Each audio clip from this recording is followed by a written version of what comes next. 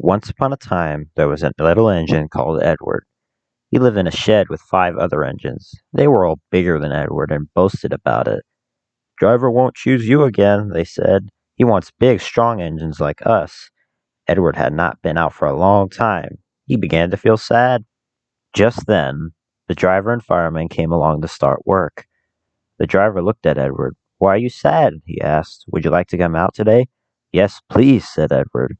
So the fireman lit the fire and made a nice lot of steam. Then the driver pulled the lever and Edward puffed away. "Beep, beep," he whistled. "Look at me now."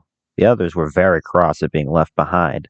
Away went Edward to get some coaches. "Be careful, Edward," said the coaches. "Don't bump and bang us like the other engines do."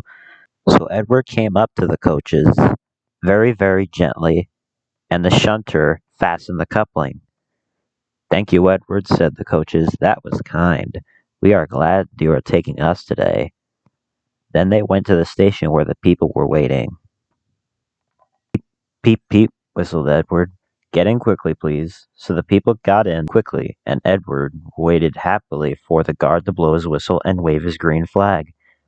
He waited and waited. There was no whistle, no green flag. "Beep, beep, beep, beep." "Where is that guard?" Edward was getting anxious. The driver and fireman asked the station master, "Have you seen the guard?" "No," he said. They asked the porter, "Have you seen the guard?" "Yes, last night," said the porter. Edward began to get cross. "Are we ever going to start?" he said. Just then a little boy shouted, "Here he comes!" And there the guard was, running down the hill with his flags in one hand and a sandwich in the other. He ran onto the platform, blew his whistle, and jumped into his van. Edward puffed off. He did have a happy day. All the children ran to wave as he went past, and he met old friends at all the stations.